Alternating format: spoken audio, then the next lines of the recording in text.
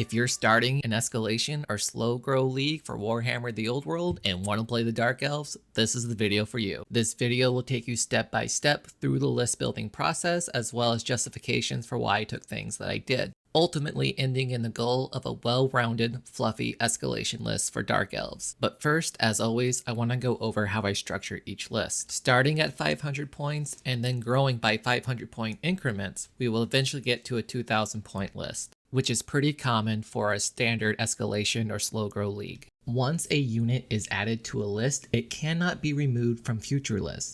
So if your 500 point list has 1 unit of harpies, your last list must also have at least 1 unit of harpies. But of course, model count can be increased or decreased, upgrades can be given and then removed, and of course, character units can also be upgraded or downgraded at will. So your sorceress can become a supreme sorceress and back down again if you so choose. Lists are made with the 1.5 rule set in mind, but not the match play guide and not the Renegade community rules. This is simply because the match play guides forces people to buy another book and not everyone might agree on the Renegade community rules. So I'm making this at a basic level as possible so it's usable by the most amount of people. That being said, if your group is using legacy armies, I highly recommend the Renegade rule set. It will help everyone have a more enjoyable experience. And I'll place a link to the rules in the video description. Ditto for the match play guidelines. I think their secondary objectives, their various scenarios, enhance the game, so if your group can swing it, I recommend using those as well, and these lists should mostly comply with those rules anyways. Finally, these lists are not meant to be hyper competitive. The goal is to make a competent, fluffy list that shows off all aspects of the game so a new player can experience all of them. It's not meant to be hyper competitive, and Escalation leagues generally aren't tournament environments anyways. People are just trying to have fun and try new units. That being said, like always at the end of the video, I'll try to put together what I view as a hyper competitive list for the Dark Elves. But let's start with the 500 point Escalation list and work up from there.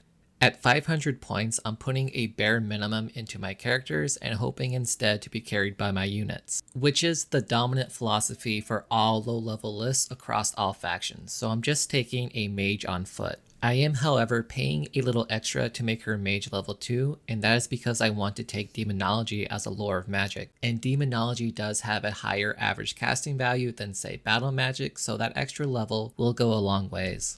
Common advice on the internet is to not take demonology if you're not running a level 4 wizard, but I think that is a misconception. The average casting value gap between different lores of magic is just not that high. And even so, Dark Elves as an army should be played with a high risk, high reward mindset.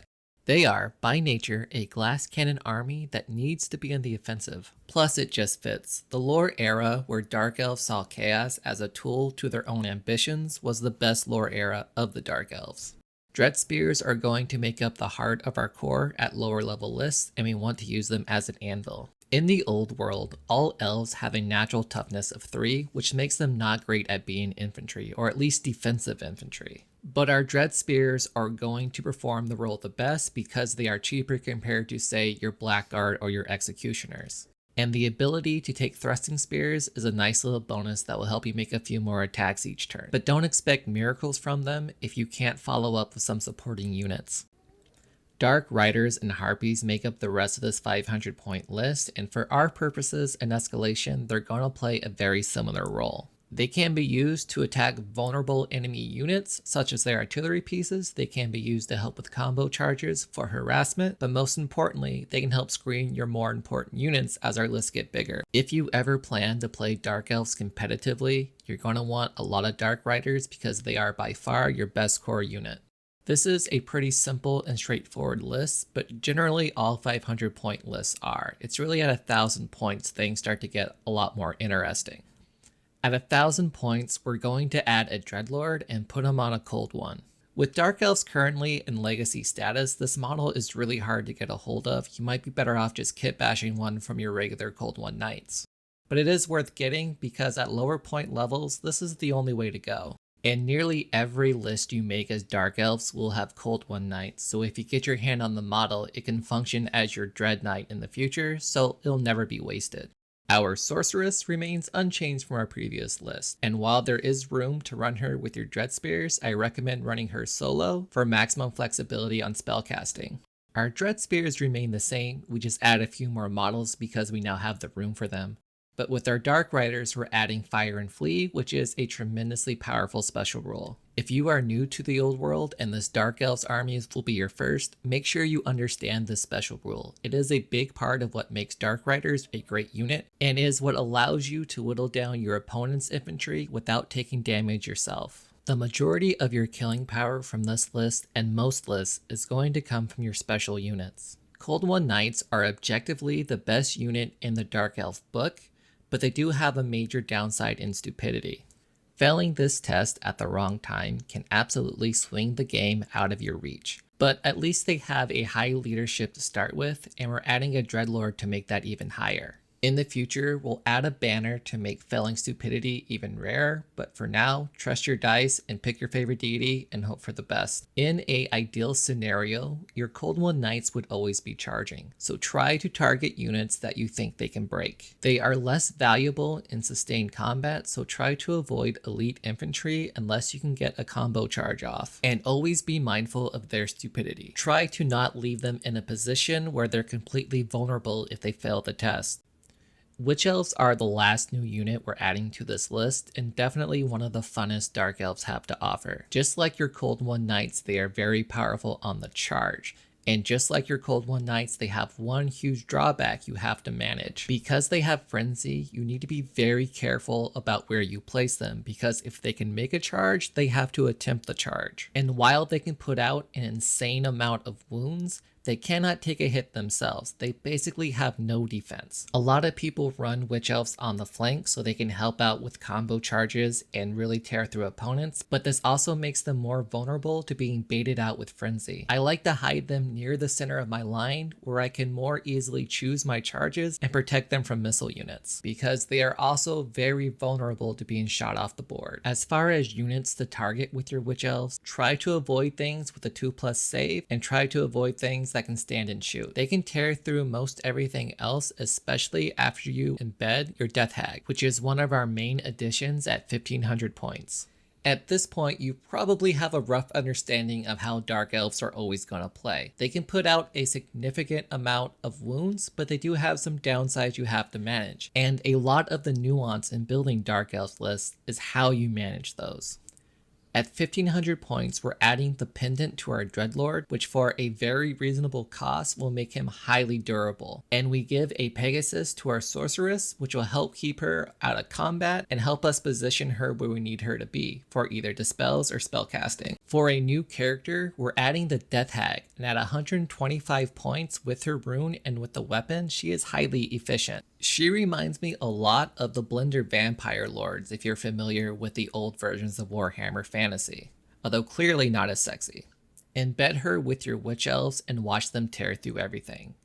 Ideally, you still want to avoid anything with a 2+ save, but if you have to make a charge into that, this is probably the unit to do it. But ideally, it'd be a combo charge of some kind. Our core in this 1500 point list mostly remains unchanged. We just change our values here and there, but we keep the same basic units. One nice bonus of the Death Hag is our Witch Elves now count as core, so we never really have to worry about meeting our core tags. We add the Cold Blended banner to our Cold One Knight so we have an extra die to throw when we make our leadership test for stupidity and possibly break tests, which is a small price to pay to ensure this unit does what you need it to do.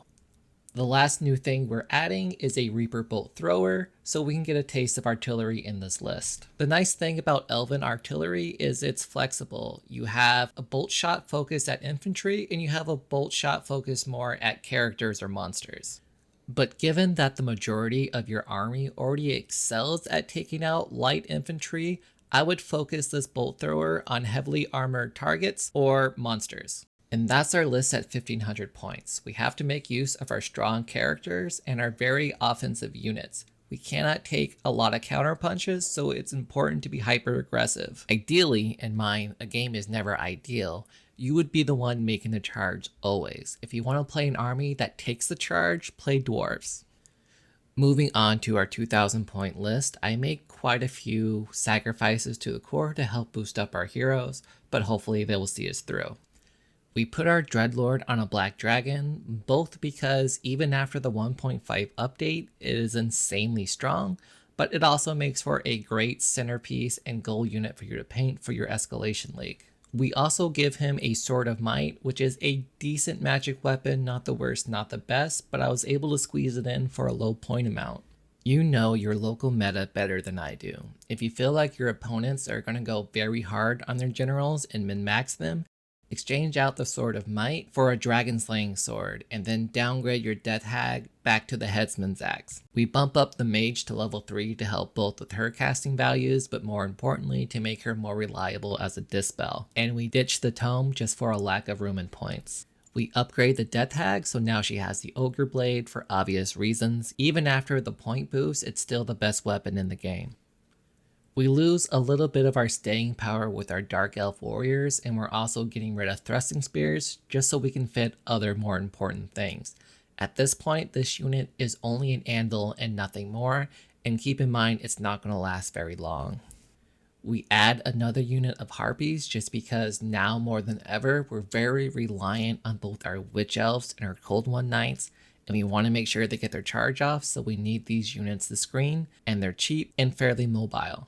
The last thing in the list I added is the very cool, very fun to paint up War Hydra. I took the Hydra over the Charybdis mostly because I could pronounce its name, but also because it is a lot more flexible of a unit, where your Charybdis is mostly just focused on large units like constructs or possibly heroes on dragons. If you feel like you need more support in that aspect, go with that unit. But if you want a more jack of the all trades monster, War Hydra is the way to go. I love these large monsters for an escalation list because they're very true to the lore, but I'm not sure that they belong in a more competitive environment. They're just a big target and they don't have enough defenses against missile units. That being said, the War Hydra could put out a lot of damage if it's left unattended to by your opponent, and if you're playing something with low leadership, his terror might come into play, but I wouldn't rely on it.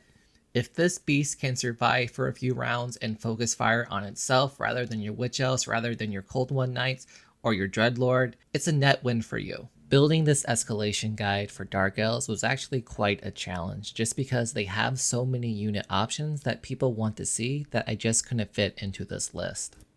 Units like the Blackguard Corsairs or Executioners or the Blackguard of Nagaron are very iconic, but I just couldn't fit them into the list. I had to make the choice to either run Witch Elves or run those kind of units, and ultimately I went with Witch Elves because they're much more functional on the tabletop in the old world, and I think they fit into what Dark Elves want to do a lot better. They are an army that wants to hit hard and hit fast and wants to beat things before they have a chance to counterattack, which really fits in with the Witch Elves.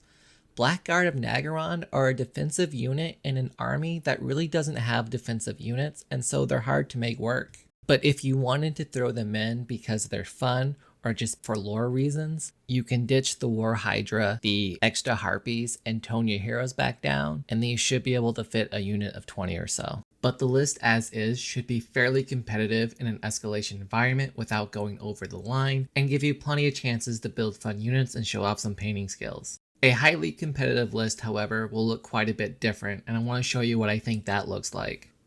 The Dreadlord is pretty similar to what I ran in the escalation list, but I paid a few extra points to give him a dragon slaying sword.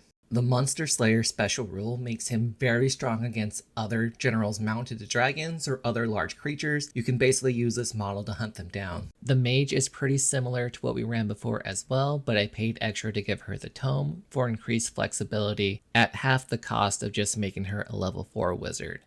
And while the Dispel is the same at level 3, we are paying the cost of not being able to cast an extra spell per turn and having a lower average cast value. But even so, I stuck with Demonology here. I just feel like Dark Elves are a high risk, high reward faction anyways, so I'm just gonna go for it. But logic probably dictates I take Battle Magic if I have a level 3 wizard instead of a level 4. If you feel strongly that the Mage should be level 4, you can downgrade the Death Hag to give her the Headsman's Axe again, and then give the Wizard level 4 and be pretty equal points wise. Otherwise, the Death Hag is the exact same. She's perfect the way she is. The core is much different than what I ran in my escalation guides. We're basically avoiding traditional mainline infantry here. With a base toughness of 3, I just feel like the infantry either has to be very cheap or make up for the fact that they have such low toughness with great special rules, and I don't think any of the Dark Elf infantry reaches this bar. Dark Riders, however, have a lot of special rules that make them very efficient and useful on the tabletop. The trade-off is all of these add-ons make them very expensive per model, but I am confident that they can consistently earn their points back both by holding objectives, harassing opponents, or screening your more important units. Just keep in mind that with only 7 models, you can only lose a maximum of 2 and still be able to hold on objectives if you're playing match play. And you really don't want to be in a situation where only your Witch Elves can hold an objective. Witch Elves, especially with the banner, make up for their naturally low elven toughness with pure damage potential. It takes some practice to learn how to manage their frenzy, but once you get that down, you'll find that they're a very efficient unit that can blend through most anything your opponent throws at them. You just gotta try to protect them from getting shot off the table. We add a unit of Harpies to do some of the dirty job and to help screen, and then the rest of our points goes in the Cold One Knights. Once again, these are the all-star unit of the Dark Elves book, or I guess datasheet. They will consistently win you the most victory points, routing your opponent's unit. Just gotta watch out for stupidity. Eventually, you will be matched up against somebody who's doing a lot of leadership shenanigans. They're doing things to lower the leadership values of your units. This is a nightmare scenario for Dark Elves who need their Cold One Knights attacking. Even just a couple turns of stupidity is backbreaking. In that scenario, you need to focus on getting the units that can lower your leadership off the board ASAP. Going against the Screamer list from the Vampire Counts, which unfortunately is very common at this point in the meta, is pretty devastating for Dark Elves because they need their Cold One Knights. As they currently stand, I really don't think you can make a very competitive list without them. So I'm going to leave it there. If there's anything you don't like about my list, anything you think I got wrong, let me know in the comments. It'll be helpful for everybody else as well. And as always, thanks for watching.